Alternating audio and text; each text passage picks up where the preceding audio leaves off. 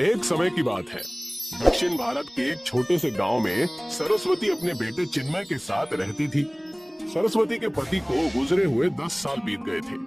तब से सरस्वती गांव में छोटे मोटे काम करके अपना और अपने बेटे का गुजारा करती थी।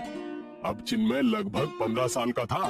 अम्मा, मैंने एक काम ढूंढ लिया है। कैसा काम? लकड़ियाँ काटने का काम।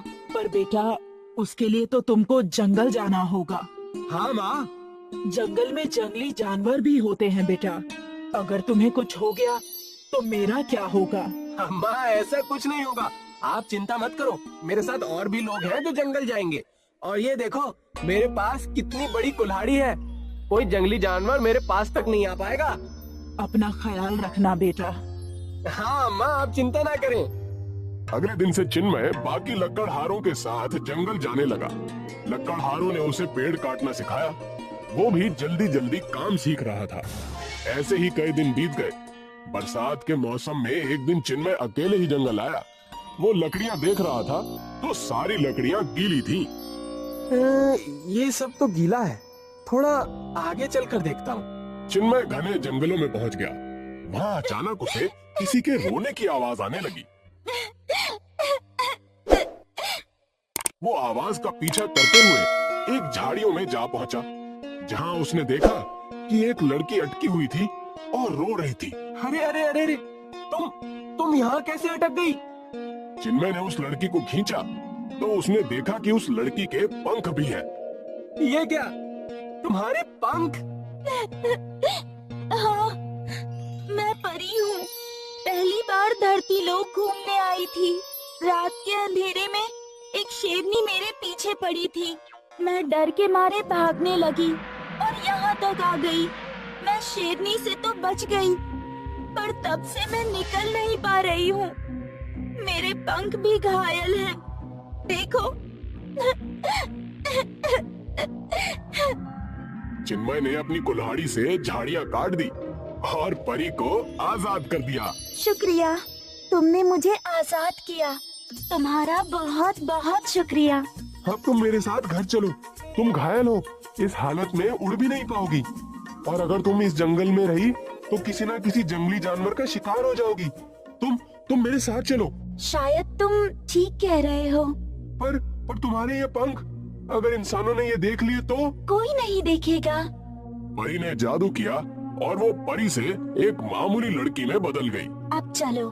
चिन्मय परी को अपने साथ घर ले आया और घर जाकर उसने सब कुछ अपनी माँ को बताया। अम्मा, परी के ठीक होने तक हमें उसका ख्याल रखना ही होगा। हाँ बेटा, तू वैद्य जी के पास जाकर मरहम ले आ। नहीं नहीं, मरहम की जरूरत नहीं है। परियां अपनी खुद की शक्ति से ही ठीक हो जाती हैं। बस हमें खाना और आराम की जरूरत होती है अम्मा। ठीक है बेटा, तुम आराम करो। मैं सबके खाने का इंतजाम करती हूँ। परी वहीं लेट गई और चिन्मय और सरस्वती घर के बाहर आए। परी हमारी मेहमान है, हमें उसे अच्छा अच्छा खाना खिलाना चाहिए। हाँ अम्मा। बेटा, हमारे पास पैसे भी तो नहीं है, पर ये ताजी सेंग की फलियां उगी है।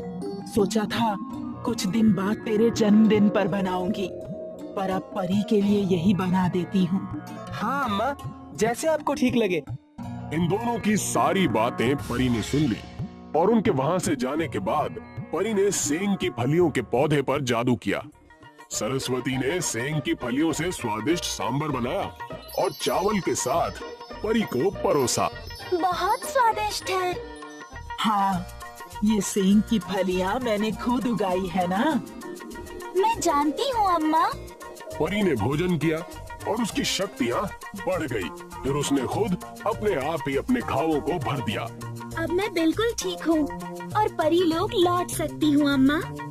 आप दोनों ने मेरी बहुत मदद की है। शुक्रिया। ये हमारा धर्म है बेटा। अम्मा, मैं आपको कुछ देकर जा रही हूँ। कृपया इसे स्वीकार कीजिएगा।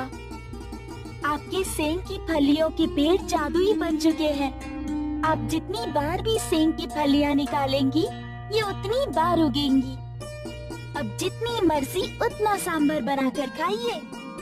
शुक्रिया चिन्मय, तुम बहुत अच्छे हो। परी उड़कर वहां से चली गई।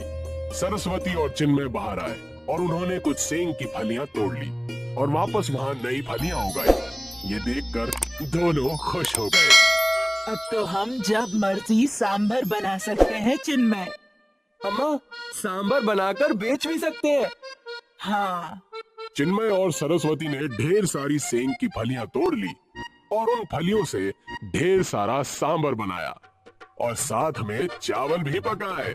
मैं ये सांबर चावल बेच कर आता हूँ अम्मा। सांबर चावल का